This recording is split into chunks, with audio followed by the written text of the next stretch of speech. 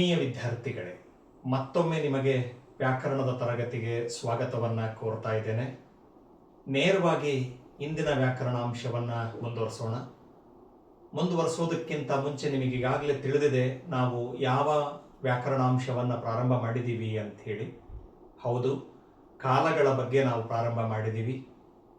ಈ ಹಿಂದಿನ ವಿಡಿಯೋದಲ್ಲಿ ಕಾಲ ಅಂದ್ರೇನು, ಕಾಲಗಳು ಅಂದ್ರೇನು, ಹಾಗೆಯೇ ಕಾಲಗಳಲ್ಲಿ ಮುಖ್ಯವಾಗಿ ಎಷ್ಟು ವಿಧಗಳು ಬರ್ತವೆ ಅನ್ನೋದ್ರ ಬಗ್ಗೆ ತಿಳಿದಿದ್ವಿ ಅಲ್ವಾ ಮಕ್ಕಳೇ? ನೆನಪಿಗೆ ತಂದ್ಕೊಳ್ಳಿ. ಏನು ಕಾಲ ಪದದ ಅರ್ಥ? ಸಮಯ ಅಥವಾ ವೇಳೆ ಎಂದರ್ಥ. ಏನು ಸಮಯ ಕಾಲ ಅಂತ ಹೇಳಿದ್ರೆ, ಒಂದು ಕ್ರಿಯೆಯು ನಡೆಯುವ ಸಮಯವನ್ನು ತಿಳಿಸುವ ಪದವೇ ಏನಾಗಿತ್ತು ಅಂತ ಹೇಳಿದ್ರೆ ಕಾಲವಾಗಿತ್ತು.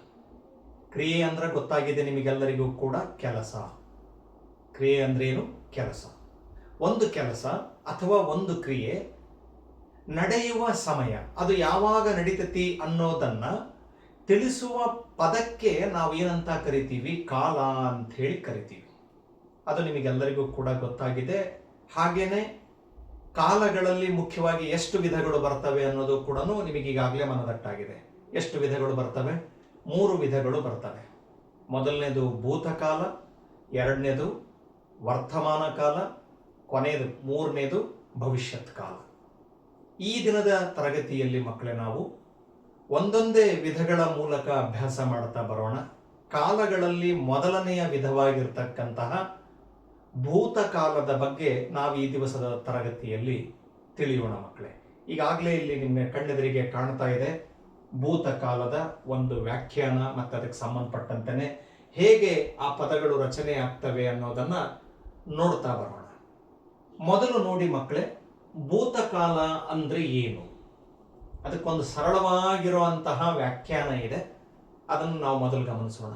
ಇದನ್ನೇ ನೀವು ಇಂಗ್ಲಿಷ್ನಲ್ಲಿ past tense, present tense, future tense ಅಂತಿರಲ್ಲ, ಅವೇ ನಮ್ಮ ಕನ್ನಡದಲ್ಲಿ ಭೂತಕಾಲ, ವರ್ತಮಾನ ಕಾಲ, ಭವಿಷ್ಯತ್ ಕಾಲ ಅಂತ ಹೇಳಿ ಕರೆಯುವಂಥದ್ದು. ಇಂಗ್ಲಿಷನ್ನು ತರೋದು ಬೇಡ, ಇಲ್ಲಿಗೆ ಮಾಹಿತಿಗೆ ಹೇಳಿದೆ ಅಷ್ಟೇ. ಏನಿದೆ ನೋಡಿ ಭೂತಕಾಲ ಅಂದರೆ ಬಹಳ ಸರಳವಾಗಿದೆ ಮಕ್ಕಳೇ. ಈಗಾಗಲೇ ಕ್ರಿಯೆಯು ನಡೆದು ಹೋಗಿದ್ದರೆ ಅದನ್ನ ಸೂಚಿಸುವ ಕಾಲವನ್ನ ನಾವು ಎಂತಹ ಕಾಲ? ಭೂತಕಾಲ ಅಂತ ಹೇಳಿ ಕರಿತೀವಿ. ಗಮನ ಕೊಡಿ, ಈಗಾಗಲೇ ಕ್ರಿಯೆಯು ನಡೆದು ಹೋಗಿದ್ದರೆ, ಕೆಲಸ ಆಗಿ ಹೋಗಿರಬೇಕು. ಕ್ರಿಯೆ ಅನ್ನೋದು ನಡೆದು ಹೋಗಿಬಿಟ್ಟಿದೆ, ಕೆಲಸ ಮುಗಿದು ಹೋಗಿದೆ. ಈಗಾಗಲೇ ಕ್ರಿಯೆಯು ನಡೆದು ಹೋಗಿದ್ದರೆ ಅದನ್ನ ಸೂಚಿಸ್ತಕ್ಕಂತಹ ಕಾಲವನ್ನ ನಾವು ಯಾವ ಕಾಲ ಅಂತ ಹೇಳಿ ಕರಿತೀವಿ ಅಂತ ಹೇಳಿದ್ರೆ ಭೂತಕಾಲ. ಕ್ರಿಯೆ ನಡೆದು ಹೋಗಿಬಿಡ್ಬೇಕು. ಇಲ್ಲಿ ಒಂದು ವಿಷಯನ ಅರ್ಥ ಮಾಡ್ಕೊಳ್ಳಿ ಮಕ್ಕಳೇ, ಬಹಳ ಮುಖ್ಯವಾಗಿ ನೆನಪಿಟ್ಕೋಬೇಕಾಗಿರೋದು 2025-26 ಪ್ರಸಕ್ತ ಈ ವರ್ಷದಲ್ಲಿ ಕಾಲಗಳಿಗೆ ಸಂಬಂಧಪಟ್ಟಂತೆ ಕಾಲಸೂಚಕ ಪ್ರತ್ಯಯಗಳನ್ನ ಕೇಳಿದಾನ ಮಕ್ಕಳೇ. ಬೋರ್ಡ್ ಎಕ್ಸಾಮ್ನಲ್ಲಿ 10ನೇ ತರಗತಿ ಪರೀಕ್ಷೆಯಲ್ಲಿ ಅದು ಯಾವುದನ್ನು ಕೇಳಿದಾನಪ್ಪ ಅಂದ್ರೆ ವರ್ತಮಾನ ಕಾಲ ಸೂಚಕ ಪ್ರತ್ಯಯವನ್ನ ಕೇಳಿದಾನೆ. ಅದು ಯಾವುದು ಅನ್ನೋದನ್ನ ಈಗಾಗಲೇ ಹಿಂದಿನ ತರಗತಿಯಲ್ಲಿ ಹೇಳಿದ್ದೀನಿ, ಈಗಲೂ ಕೂಡ ಹೇಳ್ತೀನಂತೆ. ಮೊದಲು ಒಂದೊಂದಾಗಿ ಹೋಗೋಣ. ಈಗ ನಾವು ಭೂತಕಾಲ ನೋಡೋದ್ರಿಂದ ನಾನಾಗಲೇ ಹೇಳಿದ್ದೀನಿ, ಒಂದೊಂದು ಕಾಲವನ್ನ ಸೂಚಿಸ್ತಕ್ಕಂತಹ ಒಂದೊಂದು ಕಾಲ ಸೂಚಕ ಪ್ರತ್ಯಯಗಳು ಇದಾವೆ. ಹಾಗೆ ನೋಡೋದಾದ್ರೆ ಮೊದಲನೆಯ ಕಾಲ ಯಾವುದು? ಭೂತಕಾಲ. ಈ ಭೂತಕಾಲದ ಕಾಲಸೂಚಕ ಪ್ರತ್ಯಯ ಯಾವುದಾಗಿದೆ ಅಂತ ಹೇಳಿದ್ರೆ ದ. ನೆನ್ಪಿಟ್ಕೋಬೇಕು ಮಕ್ಕಳೇ, ಬಹಳ ಮುಖ್ಯ ಇದು. ಆಮೇಲೆ ಇನ್ನೊಂದು ಸೂಚನೆ ಹೇಳೋದಕ್ಕೆ ಇಷ್ಟಪಡ್ತೀನಿ. ನಮ್ಮ ಕನ್ನಡದ ವ್ಯಾಕರಣದಲ್ಲಿ ಪ್ರತ್ಯಯಗಳು ಅನ್ನೋದು ಹಲವಾರು. ಈಗಾಗಲೇ ನಾನು ಕ್ರಿಯಾಪದಗಳು ಅನ್ನೋ ವಿಷಯವನ್ನು ಕೂಡ ಮಾಡಿದ್ದೀನಿ ಮಕ್ಕಳೇ. ನೀವು ವಿಡಿಯೋಗಳನ್ನು ಸರ್ಚ್ ಮಾಡಿದರೆ ಸಿಗುತ್ತೆ, ನೋಡಬಹುದು ಬೇಕಾದ್ರೆ. ಅಲ್ಲೂ ಕೂಡ ನಾನು ಯಾವುದ್ರ ಬಗ್ಗೆ ಹೇಳಿದ್ದೀನಿ ಅಂತ ಹೇಳಿದ್ರೆ ಕಾಲಸೂಚಕ ಪ್ರತ್ಯಯಗಳ ಬಗ್ಗೆ ಹೇಳಿದ್ದೀನಿ. ಯಾಕಂದ್ರೆ ಅದು ಅವಶ್ಯಕ, ಅದು ಬೇಕೇ ಬೇಕು. ಈಗ ಇಲ್ಲಿಗೆ ಬರ್ತೀನಿ, ನೆನ್ಪಿಡಿ. ಒಂದೊಂದು ಕಾಲವನ್ನು ಸೂಚಿಸ್ತಕ್ಕಂತಹ ಕಾಲಸೂಚಕ ಪ್ರತ್ಯಯಗಳನ್ನ ನಿಗದಿ ಮಾಡಿದ್ದಾರೆ, ವ್ಯವಸ್ಥೆಗೊಳಿಸಿದ್ದಾರೆ. ಹಾಗೆ ನೋಡೋದಾದ್ರೆ ಭೂತಕಾಲವನ್ನ ಸೂಚಿಸುವ ಕಾಲಸೂಚಕ ಪ್ರತ್ಯಯ ಯಾವುದಿದೆ? ದ ಅನ್ನುವಂತಹ ಅಕ್ಷರ. ನೆನ್ಪಿಟ್ಕೊಳ್ಳಿ, ಯಾವ ಅಕ್ಷರ? ದ. ಅಕ್ಷರ ಅಥವಾ ಪ್ರತ್ಯಯ. ನಾನು ಆಗ್ಲೇ ಹೇಳ್ದಂಗೆನೆ ಬಹಳಷ್ಟು ಜನ ವಿದ್ಯಾರ್ಥಿಗಳು ಏನನ್ನ ಅನ್ಕೊಳ್ತಾರೆ ಗೊತ್ತಾ, ವ್ಯಾಕರಣದಲ್ಲಿ ಪ್ರತ್ಯಯಗಳು ಅಂದ್ರೆ ಯಾವಪ್ಪ ಅಂದ್ರೆ ಕೇವಲ ವಿಭಕ್ತಿ ಪ್ರತ್ಯಯಗಳು ಮಾತ್ರ ಅಂತ ಅನ್ಕೊಂಡಿರ್ತಾರೆ. ಅದಷ್ಟೇ ಅದರ ಗುಂಗಲ್ಲೇ ಇರ್ತಾರೆ. ಅದಷ್ಟೇ ಅಲ್ಲ ಮಕ್ಕಳೇ, ನಮ್ಮ ಕನ್ನಡದ ವ್ಯಾಕರಣದಲ್ಲಿ ಪ್ರತ್ಯಯಗಳು ಹಲವಾರು. ವಿಭಕ್ತಿ ಪ್ರತ್ಯಯಗಳು ಇಲ್ಲಿ ಕಾಲಗಳಿಗೆ ಬಂದುಬಿಟ್ರೆ ಪ್ರತಿಯೊಂದು ಕಾಲವನ್ನ ಸೂಚಿಸ್ತಕ್ಕಂತಹ ಪ್ರತ್ಯಯಗಳು ಇವು ಬೇರೆ. ಹಾಗಾಗಿ ನಾವು ಇವುಗಳನ್ನು ಕೂಡ ನೆನ್ಪಿಟ್ಟಿರಬೇಕು. ಹಾಗಾದ್ರೆ ನೋಡಿ, ಇಲ್ಲಿ ಭೂತಕಾಲದ ಕಾಲಸೂಚಕ ಪ್ರತ್ಯಯ ಯಾವುದಾಗಿದೆ ಅಂದ್ರೆ ದ. ಈಗ ಅಲ್ಲೇನಿದೆ ನೋಡಿ, ಮುಂದಿನ ವಿಷಯ ಏನಿದೆ ನೋಡಿ, ಧಾತುಗಳಿಗೂ ಹಾಗೂ ಆಖ್ಯಾತ ಪ್ರತ್ಯಯಗಳ ಮಧ್ಯೆ ಅಂದ್ರೆ ನಡುವೆ ದ ಎಂಬ ಕಾಲಸೂಚಕ ಪ್ರತ್ಯಯ ಬಂದಿದ್ದರೆ ಭೂತಕಾಲದ ಕ್ರಿಯಾಪದಗಳು ಎನಿಸುವವು. ಒಂದು ವಿಷಯನ ತುಂಬಾ ಚೆನ್ನಾಗಿ ನೆನ್ಪಿಟ್ಕೊಳ್ಳಿ ಮಕ್ಕಳೇ, ನಾವು ಕಾಲಗಳನ್ನ ಗುರುತಿಸುವುದು ಯಾವ ರೀತಿಯ ಪದಗಳಿಂದ ಅಂದ್ರೆ ನಿಮಗೆ ತುಂಬಾ ಚೆನ್ನಾಗಿ ನೆನಪಲ್ಲಿರಬೇಕು. ನಾವು ಕಾಲಗಳನ್ನ ಗುರುತಿಸುವುದು ವಾಕ್ಯದ ಕೊನೆಯಲ್ಲಿ ಬರುವಂತಹ ಕ್ರಿಯಾಪದಗಳಿಂದ ಕಾಲವನ್ನ ಗುರುತಿಸ್ತೀವಿ. ಅರ್ಥ ಮಾಡಿಕೊಳ್ಳಕತ್ತಿದ್ದೀರಲ್ಲ? ತುಂಬಾ ನೆನಪಿಟ್ಕೋಬೇಕಾಗಿರೋ ವಿಷಯ ಇದು. ನಾವು ಕಾಲಗಳನ್ನ ಗುರುತಿಸುವುದು ಯಾವ ರೀತಿಯ ಪದಗಳಿಂದ? ಕ್ರಿಯಾಪದಗಳಿಂದ ನಾವು ಕಾಲಗಳನ್ನ ಗುರುತಿಸ್ತೀವಿ. ಒಂದು ವಾಕ್ಯದಲ್ಲಿ ವಾಕ್ಯದ ಕೊನೆಗೆ ಕ್ರಿಯಾಪದ ಬಂದೇ ಬರುತ್ತೆ. ಮುಂದೆ ಉದಾಹರಣೆಯಲ್ಲಿ ನಾನು ತೋರಿಸ್ತಾ ಹೋಗ್ತೀನಂತೆ. ಅರ್ಥ ಮಾಡಿಕೊಳ್ಳಕತ್ತಿದ್ದೀರಿ? ಹಾಗಾಗಿ ಭೂತಕಾಲದ ಕ್ರಿಯಾಪದ ಅಥವಾ ಭೂತಕಾಲದಲ್ಲಿ ಕ್ರಿಯೆ ನಡೆದಿದೆ ಅನ್ನೋದನ್ನ ನಾವು ಗುರುತಿಸ್ಬೇಕು ಅಂದ್ರೆ ನಮಗಿರುವ ದಾರಿ, ಮಾರ್ಗ ಏನಪ್ಪಾ ಅಂತ ಹೇಳಿದ್ರೆ, ಇಲ್ಲಿ ನೋಡಿ ಎಲ್ಲರೂ ಕೂಡ ಒಂದು ಕ್ರಿಯಾಪದ ರಚನೆ ಆಗಬೇಕಪ್ಪ ಅಂದ್ರೆ ಕ್ರಿಯಾಪದದ ಒಂದು ಮೂಲ ರೂಪ ಅನ್ನೋದಿರ್ತದೆ. ನಾನು ಇಲ್ಲಿ ಉದಾಹರಣೆ ತೋರಿಸ್ತೇನೆ ಅಂತ ಆಮೇಲೆ. ಧಾತು ಪದ, ಕ್ರಿಯಾಪದದ ಮೂಲ ರೂಪಕ್ಕೆ ಏನಂತಾರೆ? ಧಾತು ಅಂತಾರೆ, ಅಥವಾ ಅದಕ್ಕೆ ಇನ್ನೊಂದು ಹೆಸರು ಕ್ರಿಯಾ ಪ್ರಕೃತಿ ಅಂತಾರೆ. ನಾ ಮುಂದೆ ಹೇಳ್ತೀನಂತೆ. ಅಂತಹ ಧಾತುಗಳಿಗೂ ಅದರ ಜೊತೆಗೆ ಇನ್ನೊಂದೇನು, ಆಖ್ಯಾತ ಪ್ರತ್ಯಯಗಳ ಮಧ್ಯೆ. ತುಂಬಾ ಚೆನ್ನಾಗಿ ನೆನ್ಪಿಟ್ಕೊಳ್ಳಿ. ಜೊತೆಗೆ ಇಲ್ಲಿ ನೋಡಿ, ಧಾತು ಮತ್ತೆ ಆಖ್ಯಾತ ಪ್ರತ್ಯಯಗಳ ಮಧ್ಯೆ, ನಡುವೆ, ಇವೆರಡರ ನಡುವೆ ಏನ್ ಸೇರ್ಬೇಕು? ಕಾಲಸೂಚಕ ಪ್ರತ್ಯಯಗಳು ಸೇರ್ಬೇಕು. ಸರಿಯಾಗಿ ಗಮನ ಕೊಡಿ ಮಕ್ಕಳೇ. ಒಂದು ಕ್ರಿಯಾಪದ ಆಗಬೇಕು ಅಂದ್ರೆ ಧಾತು ಮತ್ತೆ ಆಖ್ಯಾತ ಪ್ರತ್ಯಯಗಳು, ಇವುಗಳ ಮಧ್ಯೆ ಏನ್ ಸೇರ್ಬೇಕು? ಕಾಲಸೂಚಕ ಪ್ರತ್ಯಯಗಳು ಸೇರ್ಬೇಕು. ನಾವೀಗ ಭೂತಕಾಲವನ್ನ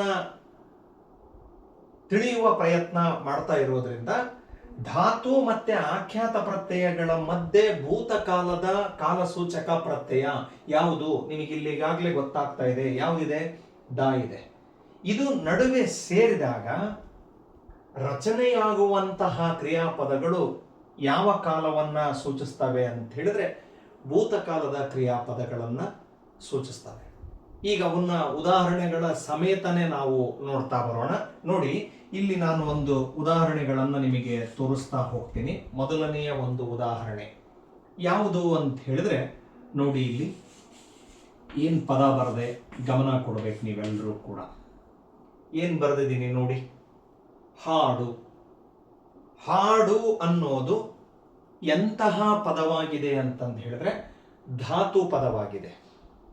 ನಾನೀಗ ಪ್ರತಿಯೊಂದರದ್ದು ಕೂಡ ಹೇಳ್ತೀನಿ. ಧಾತು ಅಂದ್ರೆ ಏನು, ಕಾಲಸೂಚಕ ಪ್ರತ್ಯಯ ಮತ್ತೆ ಆಖ್ಯಾತ ಪ್ರತ್ಯಯ ಎಲ್ಲದನ್ನು ಹೇಳ್ತೀನಿ, ಅರ್ಥ ಮಾಡ್ಕೊಳ್ಳಿ. ಹಾಡು ಅನ್ನೋ ಪದ ಏನಾಗಿದೆ? ಎಂತಹ ಪದವಾಗಿದೆ? ಧಾತು ಪದವಾಗಿದೆ. ಧಾತು ಪದ ಅಂದ್ರೆ ಅದು ಕ್ರಿಯಾಪದದ ಮೂಲ ರೂಪ. ಸರ್ ಹಂಗಂದ್ರೆ ಏನು? ಹೇಳ್ತೀನಿ ಮಕ್ಕಳೇ, ಗಮನ ಕೊಡಿ.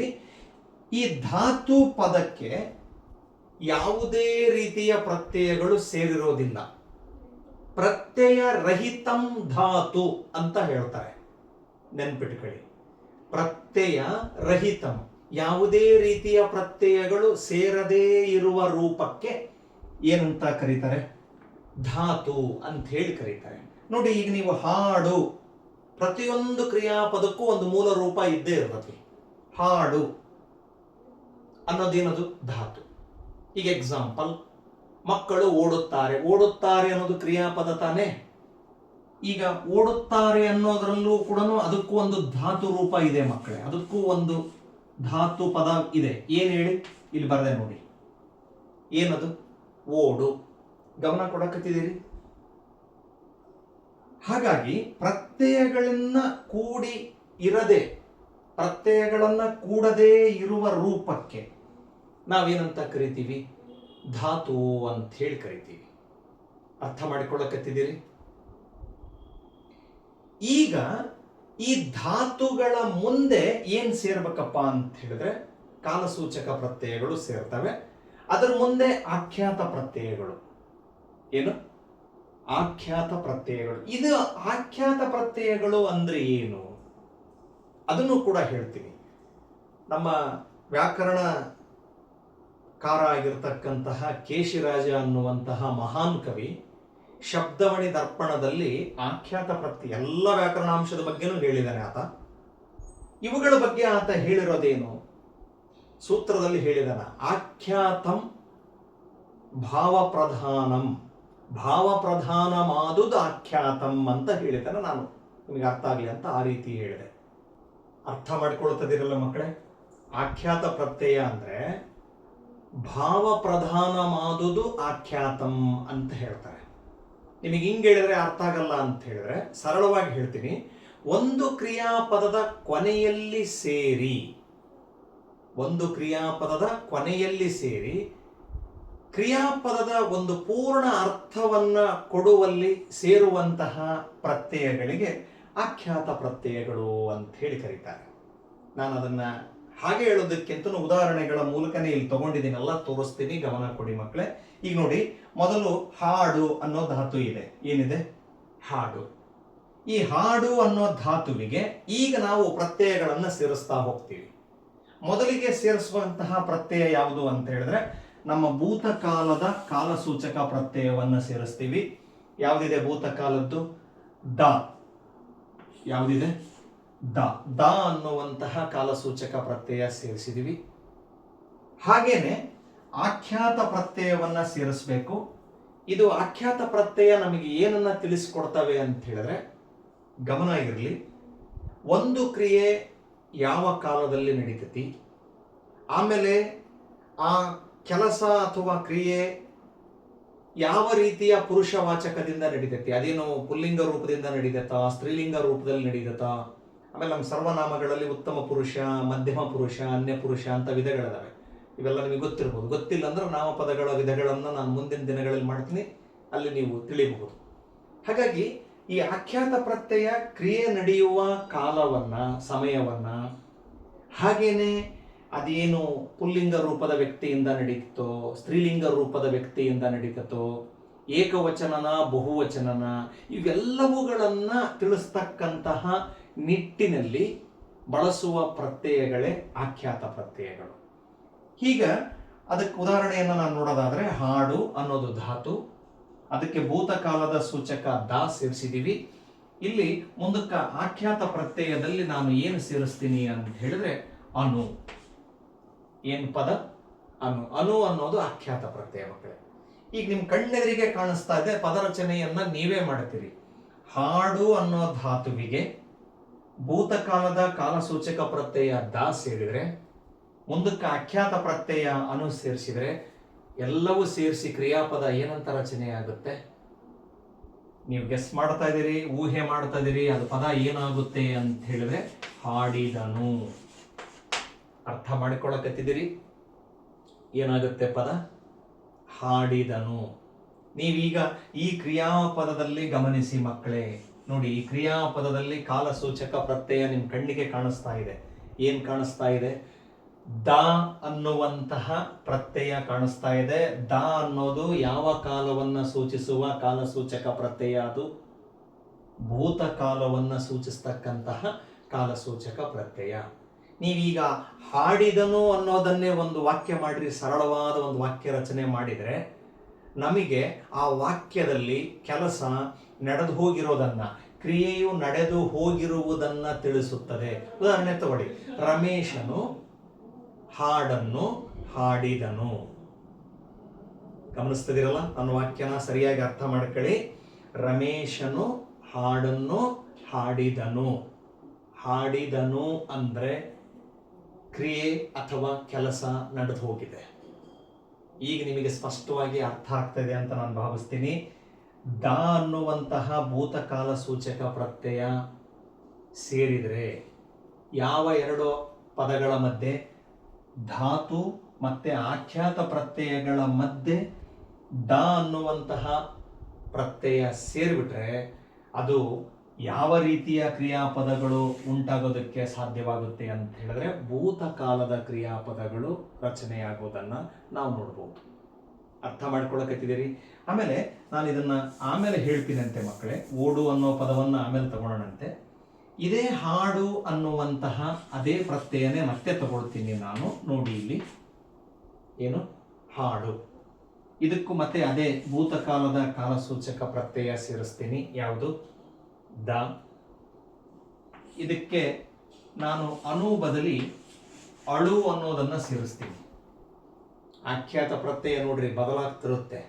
ಲಿಂಗ ವಚನಗಳು ಕಾಲಗಳಿಗೆ ತಕ್ಕಂತೆನೆ ಏನು ಬದಲಾಗುತ್ತೆ? ಆಖ್ಯಾತ ಪ್ರತ್ಯಯ ಬದಲಾಗುತ್ತೆ. ಅದು ನೆನಪಲ್ಲಿರಬೇಕು. ಆದರೆ ಇವೆರಡು ಮಾತ್ರ ಅದೇ ತರ ಇದೆ. ಹಾಡು ಅದೇ ಧಾತು, ದ ಅನ್ನೋದು ಭೂತಕಾಲ ಸೂಚಕ ಪ್ರತ್ಯಯ. ಈಗ ಅನು ಬದಲಿ ಅಳು ಸೇರಿಸಿದ್ದೀನಿ. ಅಳು ಅಂದ್ರೆ ಮತ್ತೆ ಕುತ್ಕೊಂಡು ಅಳೋದಲ್ಲ, ಅದು ಆಖ್ಯಾತ ಪ್ರತ್ಯಯ. ಒಂದು ರೀತಿಯ ಒಂದು ಬಗೆಯ ಆಖ್ಯಾತ ಪ್ರತ್ಯಯ. ಈಗ ಇದೇನಾಗುತ್ತೆ? ಹಾಡು ದ ಅಳು ಸೇರಿಸಿದಾಗ ಏನಾಗುತ್ತೆ? ಇದು ಹಾಡಿದಳು.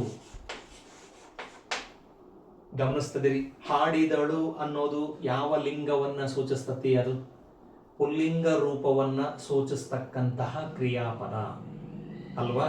ಅದೇ ಜೊತೆಗೆ ನೀವು ಇಲ್ಲಿ ನೆನಪಲ್ಲಿ ಇಟ್ಕೊಂಡಿರ್ಬೇಕು, ಅದರಲ್ಲೂ ಕೂಡ ಕಾಲಸೂಚಕ ಪ್ರತ್ಯಯ ಏನ್ ಬಂದಿದೆ? ದ ಬಂದಿದೆ. ರಾಧಾ ಹಾಡನ್ನು ಹಾಡಿದಳು ಅಂತಂದ್ರೆ ರಾಧಾ ಹಾಡು ಹೇಳುವ ಕೆಲಸ ಮುಗಿದು ಹೋಗಿದೆ. ಅರ್ಥ ಮಾಡ್ಕೊಳ್ಳಕತ್ತಿದ್ದೀರಿ? ಇದನ್ನೇ ಈಗ ನಾನು ಹಾಡಿದನು ಹಾಡಿದಳು ಅನ್ನೋದು ಏಕವಚನಕ್ಕೆ ಬಂತು. ಈಗ ಅದನ್ನೇ ನಾವು ಬಹುವಚನಕ್ಕೆ ಬದಲಾಯಿಸೋಣ ಮಕ್ಕಳೇ. ಬಹುವಚನಕ್ಕೆ ನೋಡಿ, ಹಾಡು ಅನ್ನೋದಕ್ಕೆ ಅದೇ ಭೂತಕಾಲದ ಕಾಲಸೂಚಕ ಪ್ರತ್ಯಯ ದ ಸೇರಿಸಿದೆ. ಇಲ್ಲಿ ಆಖ್ಯಾತ ಪ್ರತ್ಯಯ ಮತ್ತು ಬದಲಾವಣೆಯಾಗುತ್ತೆ. ಏನು ಬಳಸಿದೆ ನಾನು ಅಂತ ಹೇಳಿದ್ರೆ ಅರು. ಏನು ಬಳಸಿದ್ದೀನಿ ನಾನು? ಅರು. ಈಗ ಪದರಚನೆಯನ್ನ ನೀವೇ ಮಾಡ್ತೀರಿ. ಹಾಡು ಅಧಿಕ್ ದ ಅಧಿಕ್ ಅರು ಸೇರಿಸಿದ್ರೆ ಏನಾಗುತ್ತೆ? ಪೂರ್ತಿಯಾಗಿ ಕ್ರಿಯಾಪದ ಹಾಡಿದರು. ಅಬ್ಸರ್ವ್ ಮಾಡ್ತಾ ಇದೀರಿ ನೀವೆಲ್ಲರೂ ಕೂಡ. ಇಲ್ಲೂ ಕೂಡ ನೋಡಿ ದ ಅಕ್ಷರ ಬಂತು, ಇಲ್ವೋ ಪ್ರತ್ಯಯ ಬಂತಲ್ಲ. ಹಾಡಿದರು ಅನ್ನೋದ್ರಲ್ಲೂ ಕೂಡ ಏನ್ ಬಂತು? ದ ಬಂತು. ಹಾಗಾದ್ರೆ ದ ಅನ್ನೋದು ಯಾವ ಕಾಲವನ್ನ ಸೂಚಿಸ್ತತಿ? ಭೂತಕಾಲವನ್ನ ಸೂಚಿಸ್ತಕ್ಕಂತಹ ಕಾಲಸೂಚಕ ಪ್ರತ್ಯಯ. ನೋಡಿ, ಮೂರು ರೀತಿಯ ಕ್ರಿಯಾಪದಗಳನ್ನ ಗಮನಿಸಿ. ಹಾಡಿದನು, ಹಾಡಿದಳು, ಹಾಡಿದರು. ನಮಗೆ ಒಂದು ಕ್ರಿಯಾಪದದಲ್ಲಿ ಧಾತುವಿನ ಜೊತೆಗೆ ದ ಅನ್ನುವಂತಹ ಕಾಲಸೂಚಕ ಪ್ರತ್ಯಯ ಸೇರಿದೆ ಅಂದ್ರೆ ಆ ದ ಅನ್ನುವ ಕಾಲಸೂಚಕ ಯಾವ ಕಾಲದ್ದು? ಭೂತಕಾಲದ ಕಾಲಸೂಚಕ ಪ್ರತ್ಯಯ ಅನ್ನೋದು ಸ್ಪಷ್ಟವಾಗಿ ನೆನಪಲ್ಲಿಟ್ಕೊಂಡಿರಬೇಕು ಮಕ್ಕಳೇ. ನಿಮಗೆ ಪರೀಕ್ಷೆಯಲ್ಲಿ ಈ ರೀತಿಯ ಕ್ರಿಯಾಪದಗಳನ್ನು ಕೇಳಿ ಪ್ರಶ್ನೆಯನ್ನ ಕೇಳಬಹುದು. ಉದಾಹರಣೆಗೆ ಹಾಡಿದಳು, ಅಥವಾ ವಾಕ್ಯನೂ ಕೊಡಬಹುದು. ರಾಧಾ ಹಾಡನ್ನು ಹಾಡಿದಳು ಅಂತ ವಾಕ್ಯ ಕೊಟ್ಟು ಆ ಕ್ರಿಯಾಪದಕ್ಕೆ ಪೂರ್ತಿಯಾಗಿ ಅಡಿಗೆರೆ ಎಳೆದು ಅಂಡರ್ಲೈನ್ ಮಾಡಿ ಈ ಕ್ರಿಯಾಪದದಲ್ಲಿರುವ ಕಾಲಸೂಚಕ ಪ್ರತ್ಯಯ ಯಾವುದು ಗುರುತಿಸಿ ಅಂತ ಕೇಳಬಹುದು. ಕೆಳಗಡೆಗೆ 4 ಆಯ್ಕೆಗಳನ್ನು ಅವನ್ನೇ ಕೊಡ್ತಾನ. ಭೂತಕಾಲ, ವರ್ತಮಾನ ಕಾಲ, ಹಾಗೇನೆ ಭವಿಷ್ಯತ್ ಕಾಲ, 4ನೇ ಆಪ್ಷನ್ ನಿಷೇಧಾರ್ಥಕ ಕಾಲ. ಇನ್ನು ಏನಾದರೂ ಯಾವುದು ಅಲ್ಲ, ಈ ತರ ಏನಾದರೂ ಕೊಡಬಹುದು. ಆವಾಗ ನಮಗೆ ಸ್ಪಷ್ಟವಾಗಿ ಗೊತ್ತಿರಬೇಕು, ರಾಧಾ ಹಾಡನ್ನ ಹಾಡಿದಳು ಅಂತಂದ್ರೆ ಅಲ್ಲಿ ನಮಗೆ ಕ್ರಿಯಾಪದದಲ್ಲಿ ಸೇರ್ಕೊಂಡಿರುವ ಕಾಲಸೂಚಕ ಪ್ರತ್ಯಯ ಏನಾಗಿದೆ? ದ ಆಗಿದೆ. ದ ಇದೆ ಅಂದ್ರೆ ಇದು ಯಾವ ಕಾಲವನ್ನ ಸೂಚಿಸ್ತಕ್ಕಂಥದ್ದು? ಭೂತಕಾಲವನ್ನ ಸೂಚಿಸುವ ಪ್ರತ್ಯಯ ಅನ್ನೋದನ್ನ ನೆನ್ಪಿಟ್ಕೊಂಡು ನಾವು ಉತ್ತರವನ್ನ ಕಂಡುಹಿಡಿಬೇಕಾಗುತ್ತೆ. ಅರ್ಥ ಮಾಡ್ಕೊಂಡ್ರಿ ಅಂತ ನಾನು ಹೇಳ್ತೀನಿ ಮಕ್ಕಳೇ. ಇದೇ ರೀತಿ ನೀವು ಯಾವ ಧಾತುಗಳನ್ನು ಬೇಕಾದರೂ ತಗೊಳ್ಳಿ. ಈಗ ನೋಡಿ, ನಾನು ಬೇರೆ ಧಾತುವನ್ನು ಉದಾಹರಣೆ ಕೊಡ್ತೀನಿ. ಓಡು, ಆಗ್ಲೇ ಬರೆದಿದ್ದೆ ನಾನು. ಏನು ಬರೆದಿದ್ದೆ? ಓಡು. ಈ ಹಾಡು ಜಾಗದಲ್ಲಿ ಓಡು ಅನ್ನೋ ಧಾತು ಇದೆ ಅಂತ ಭಾವಿಸ್ರಿ. ಓಡು, ಓಡು ಅನ್ನೋದಕ್ಕೆ ದಾ ಸೇರ್ಸೋಣ. ಓಡು ಅನ್ನೋ ಧಾತುವಿಗೆ ಭೂತಕಾಲದ ಸೂಚಕ ಯಾವುದು? ದಾ ಸೇರ್ಸೋಣ. ಮುಂದಕ್ಕೆ ಪುಲ್ಲಿಂಗ ರೂಪದಲ್ಲಿ ಅನು. ಓಡು ಅನ್ನೋದಕ್ಕೆ ದಾ ಸೇರಿ ಮುಂದಕ್ಕೆ ಅನು ಸೇರಿಸಿದ್ರೆ ಏನಾಗುತ್ತೆ? ಕ್ರಿಯಾಪದ ಓಡಿದನು ಆಗುತ್ತೆ ತಾನೆ. ನೋಡಿ, ರಮೇಶನು ಶಾಲೆಗೆ ಓಡಿದನು. ಓಡಿದನು ಅಂತ ಹೇಳಿದ್ರೆ ಓಡುವ ಕೆಲಸ ಮುಗಿದೋಯ್ತು. ಓಡಿದನು, ಓಡುವ ಕೆಲಸ ಮುಗಿದಿದೆ. ಹೌದಾ? ರಾಧಾ ಓಡಿದಳು. ಕರ್ಮಪದ ತಗೊಳ್ಳೋಣ ಅಥವಾ ಕರ್ಮಪದ ಬಿಡೋಣ? ನಡೀತೈತಿ ಅಲ್ವಾ? ಮಕ್ಕಳು ಶಾಲೆಗೆ ಓಡಿದರು, ಬಹುವಚನ. ನಾವು ಲಿಂಗ ವಚನಗಳಿಗೆ ಸಂಬಂಧಪಟ್ಟಂತೆನೆ ಆಖ್ಯಾತ ಪ್ರತ್ಯಯಗಳನ್ನು ಬದಲಾವಣೆ ಮಾಡ್ತೀವಿ. ಕೇಳು, ಇನ್ನೊಂದು ಉದಾಹರಣೆ ತಗೊಳ್ಳಿ ಮಕ್ಕಳೇ. ಏನ್ ಪದ? ಕೇಳು. ಕೇಳು ಅನ್ನೋ ಧಾತುವಿಗೆ ಭೂತಕಾಲದ ಕಾಲಸೂಚಕ ಪ್ರತ್ಯಯ ದಾ ಸೇರಿಸ್ತೀವಿ. ನೆನ್ಪಿಟ್ಕೊಳ್ಳಿ, ಕೇಳು ಅನ್ನೋದಕ್ಕೇನು? ದಾ. ಮುಂದಕ್ಕೆ ಆಖ್ಯಾತ ಪ್ರತ್ಯಯ ಅನು. ಏನಾಗುತ್ತೆ? ಕ್ರಿಯಾಪದ ಕೇಳಿದನು ಆಗುತ್ತೋ ಇಲ್ವೋ? ಸುರೇಶ ಪಾಠವನ್ನು ಕೇಳಿದನು. ಕೇಳಿದನು ಅನ್ನೋದರಲ್ಲಿ ನಾವು ಏನು ಸೇರಿಸಿದೀವಿ? ಕಾಲಸೂಚಕ ಪ್ರತ್ಯಯ ಆ ಅನ್ನುವಂತಹ ಕಾಲಸೂಚಕ ಪ್ರತ್ಯಯ ಸೇರಿಸಿದೀವಿ ಅಂತ ಹೇಳಿದ್ರೆ ಅದು ಭೂತಕಾಲವನ್ನ ಸೂಚಿಸ್ತಕ್ಕಂತಹ ಕ್ರಿಯಾಪದ ಅನ್ನೋದು ನಮಗೆ ನೆನಪಲ್ಲಿ ಇರಬೇಕು. ಗೊತ್ತಾಯ್ತಲ್ಲ? ಕೇಳಿದನು. ಅದೇ ಸ್ತ್ರೀಲಿಂಗ ರೂಪದಲ್ಲಿ ಕೇಳು ಅನ್ನೋದಕ್ಕೆ ದಾ ಸೇರಿ ಮುಂದಕ್ಕೆ ಆಖ್ಯಾತ ಪ್ರತ್ಯಯದಲ್ಲಿ ಅಳು ಸೇರಿಸಿದ್ರೆ ಕೇಳಿದಳು ಆಗುತ್ತಲ್ವಾ? ಸ್ತ್ರೀಲಿಂಗ ರೂಪದಲ್ಲಿ ಕೇಳಿದಳು. ಅಳು ಅನ್ನೋದು ನೆನ್ಪಿಟ್ಕೊಂಬಿಡಿ, ಸ್ತ್ರೀಲಿಂಗಕ್ಕೆ ಬರುವಂತಹ ಒಂದು ಆಖ್ಯಾತ ಪ್ರತ್ಯಯ. ಅದೇ ರೀತಿ ಕೇಳು ಅನ್ನೋದಕ್ಕೆ ದಾ ಸೇರಿಸಿ ಅರು ಸೇರಿಸಿದ್ರೆ ಕೇಳಿದರು. ಮಕ್ಕಳು ಪಾಠವನ್ನು ಕೇಳಿದರು ಆಗುತ್ತಲ್ಲ? ಸೊ ಇಷ್ಟು ಉದಾಹರಣೆಗಳನ್ನ ಹೇಳುವುದರ ಜೊತೆಗೆ ನಿಮಗೆ ಭೂತಕಾಲದ ಕಾಲಸೂಚಕ ಪ್ರತ್ಯಯ ಮತ್ತೆ ಭೂತಕಾಲದ ವಿಷಯ ಅರ್ಥವಾಯ್ತು ಅಂತ ಹೇಳಿ ನಾನು ಭಾವಿಸ್ತೀನಿ ಮಕ್ಕಳೇ. ನೀವು ಈ ಥರದಲ್ಲಿ ಸರಳವಾದ ವಾಕ್ಯಗಳನ್ನು ರಚನೆ ಮಾಡ್ರಿ, ಗೊತ್ತಾಗುತ್ತೆ. ಇಷ್ಟನ್ನ ಹೇಳ್ತಾ ನಾನು ಇಂದಿನ ಭೂತಕಾಲದ ವಿಷಯವನ್ನ ಇಲ್ಲಿಗೆ ನಿಲ್ಲಿಸ್ತಾ ಇದ್ದೀನಿ ಮಕ್ಕಳೇ. ಮುಂದಿನ ತರಗತಿಯಲ್ಲಿ ಎರಡನೆಯ ಕಾಲಕ್ಕೆ ಹೋಗೋಣ. ಅದು ಯಾವುದು ಅಂತ ಹೇಳಿದ್ರೆ ವರ್ತಮಾನ ಕಾಲ. ಆ ವರ್ತಮಾನ ಕಾಲದ ಕಾಲಸೂಚಕ ಪ್ರತ್ಯಯ ಏನು, ಇದೇ ರೀತಿಯಲ್ಲಿ ಅಲ್ಲಿ ಹೇಗೆ ಕ್ರಿಯಾಪದಗಳು ರಚನೆ ಆಗ್ತವೆ ಅನ್ನೋದ್ರ ಬಗ್ಗೆ ನಾವು ತಿಳಿತಾ ಹೋಗೋಣ. ಅದಕ್ಕೂ ಮುಂಚೆ ಮತ್ತೊಂದು ಸಲ ನೆನಪು ಹೇಳ್ತಾ ಇದ್ದೀನಿ, ನೆನಪಿಟ್ಕೊಂಬಿಡಿ. ಪ್ರತಿಯೊಂದು ಕಾಲಕ್ಕೂ ಕಾಲಸೂಚಕ ಪ್ರತ್ಯಯಗಳು ಇದಾವೆ. ಹಾಗಾದ್ರೆ ಭೂತಕಾಲಕ್ಕೆ ಇರುವ ಕಾಲಸೂಚಕ ಪ್ರತ್ಯಯ ಯಾವುದಾಗಿದೆ? ದಾ ಆಗಿತ್ತು ಅನ್ನೋದು ತುಂಬ ಚೆನ್ನಾಗಿ ನೆನಪಲ್ಲಿ ಇರಬೇಕು. ಇಷ್ಟು ಹೇಳಿ ಇಂದಿನ ತರಗತಿಯನ್ನು ಮುಕ್ತಾಯ ಮಾಡ್ತೀನಿ. ಯಾರೆಲ್ಲ ನನ್ನ ಈ GMV ಕನ್ನಡ ಚಾನಲನ್ನು ವೀಕ್ಷಣೆ ಮಾಡ್ತಾ ಇದ್ದೀರಿ, ದಯಮಾಡಿ ಸಬ್ಸ್ಕ್ರೈಬ್ ಮಾಡಿ ನೋಡಿ ಅನ್ನೋ ಮಾತನ್ನು ಹೇಳ್ತೀನಿ. ಇಷ್ಟವಾದಲ್ಲಿ ಲೈಕ್ ಮಾಡಿ. ನನ್ನ ಕೊನೆಯ ಕಳಕಳಿಯ ವಿನಂತಿ, ಓದುವ ವಿದ್ಯಾರ್ಥಿಗಳಿಗೆ ಇದನ್ನು ಮುಟ್ಟಿಸುವಂತೆ ಶೇರ್ ಮಾಡಿ. ಇಷ್ಟು ಹೇಳ್ತಾ ಮುಂದಿನ ವಿಡಿಯೋದೊಂದಿಗೆ ನಿಮಗೆ ಭೇಟಿ ಮಾಡ್ತೀನಿ. ಅಲ್ಲಿವರೆಗೂ ಎಲ್ರಿಗೂ ಕೂಡ ಧನ್ಯವಾದಗಳು.